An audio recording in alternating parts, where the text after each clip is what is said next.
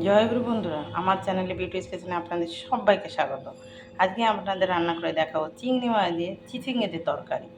দেখুন এখানে একদম টাটকা টাটকা চিংড়ি নিয়ে আসছে সকালবেলা গিয়ে কিনে বাজার থেকে আপনাদের দাদা। আমি এই যে কেটে বেছে রেখে দিয়েছি। এবার এই চিংড়ি মাছ আমি লবণ হলুদ মাখাবো। আমি কড়া বসিয়ে দিয়েছি উনুনে, কড়া গরম হচ্ছে। আমি কড়াতে তেল দিয়ে দেবো। কড়াতে আমি তেল দিয়ে দিয়েছি চিংড়ি মাছ ভাজার জন্য। আমি চিংড়ি মাছে দিয়ে দেবো হলুদ, দিয়ে দেবো লবণ, দিয়ে কড়াতে দিয়ে দেবো। কড়াতে তেল গরম হয়ে গেছে, এবার মাছ দিয়ে দেবো।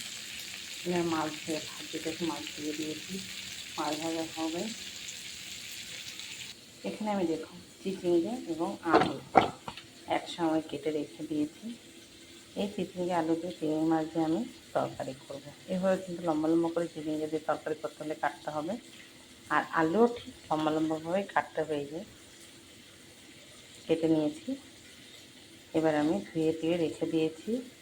এতে কোনো মশলা হবে না, শুধু ফোড়ন দেবো, কাঁচা লঙ্কা চেরা দিয়েই তরকারিটা হবে। একদম প্লেন, গরমে তো তাই যত প্লেন তরকারি খাওয়াবে ততই ভালো, এবং মশলাটা কিছু খেতে ইচ্ছা করে না। তো এবার আমি চিংড়ি মাছটাকে ভাজা ভাজা করে নেব। চিংড়ি মাছ ভাজা হয়ে গেছে, আমি হালকা করে ভেজেছি। আমি মাছটা নামিয়ে নিয়েছি। দেখুন এই মাছ ভাজা কড়াতে আমি এবার দিয়ে দেবো আলুগুলো দিয়ে নাড়াচাড়া দেবো একটু। আমি আলুতে একটু লবণ দিয়ে দেবো, দিয়ে নেড়ে চেড়ে নেব। হলুদ মাছের তেলেই হলুদ হয়ে গেছে। আলুটা কিন্তু ভালোভাবে একটু হচ্ছে। আমি দিয়ে দেবো এদিকে চিচিঙ্গেগুলো, এই যে কেটে ভেজে রাখা চিচিঙ্গেগুলো এবার নেড়ে চেড়ে নেব। আমি দিয়ে দেবো একটু হলুদ আর একটু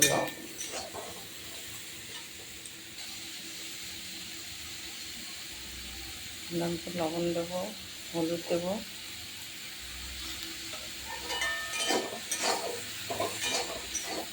তার নেড়ে চেড়ে লবণ হলুদ দিয়ে চিচিঙ্গের একটু জল বেরোবে। সেই জলটা বেরিয়ে যাওয়ার পরে আমি জল দিয়ে দেবো। দেখুন চিচিঙ্গের কিন্তু জল বেরিয়ে গেছে। এবার আমি জল দিয়ে দেবো। জল বেরিয়ে কতটুকু হয়ে গেছে দেখেছেন, একদম কমে গেছে। আমি এবার জল দিয়ে দিচ্ছি।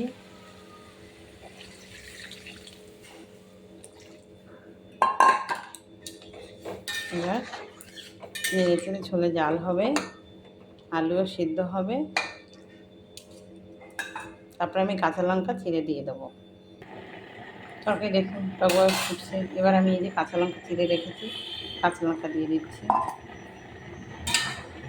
দিয়ে নেড়ে ছেড়ে এইভাবে আলুটাকে দেবো। দেখুন আলু প্রায় সিদ্ধ হয়ে গেছে, তরকারি হয়ে গেছে। এবার আমি নামিয়ে নেবো। মাছের ভিতরে কড়া ধুয়ে বসিয়ে দিয়েছি, কড়া গরম হলে আমি তেল দিয়ে দেবো। কড়া গরম হয়ে গেছে, আমি দিয়ে দেবো তেল। ফোড়নের জন্য তেল দিয়েছি, তেল গরম হয়ে গেছে। আমি এবার দিয়ে দেবো একটু সাদা জিরে, দিয়ে দেবো রাঁধুনি, জিরে রাঁধুনি মিলিয়ে ফোড়নটা দিলাম। তরকারিটা কিন্তু একটু স্বাদ হয় আলাদা, রাঁধুনি জিরে মিলিয়ে ফোড়ন দিলে, তাই মিলিয়ে দিলাম। আপনারাও যখনই খাবেন এভাবে রাঁধুনি জিরে মিলিয়ে দেবেন। শুধু জিরে তো হয়, কিন্তু রাঁধুনি দিলে একটু আলাদা স্বাদ হয়। দেখুন ধোঁয়া বেরিয়ে গেছে, লাল হয়ে গেছে। এবার আমি দিয়েছি তরকারিটা ঢেলে রাখা। এই যে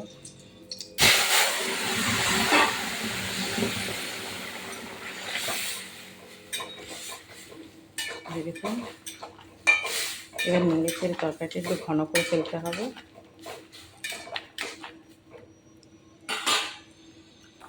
তরকারি হয়ে গেছে, এবার আমি নামিয়ে নেব তরকারি। দেখুন বন্ধুরা চিচিঙ্গের তরকারি কি সুন্দর হয়েছে, দেখেছেন কালারটাও। আমি কিন্তু কোনো মশলা দিইনি, এটা মশলা ছাড়াই হয়েছে। খেতেও কিন্তু ভীষণ ভালো লাগবে চিংড়ি মাছ দিয়ে চিচিঙ্গে আলু দিয়ে তরকারি। আপনারা কিন্তু খেয়ে কমেন্ট করে আমাকে জানাবেন খেতে কেমন লাগে। তো আমার এই রেসিপিটা যদি ভালো লেগে থাকে তাহলে please please please like share comment করতে কিন্তু ভুল করবেন না, সাবস্ক্রাইবটা করে দেবেন। জয় গুরু।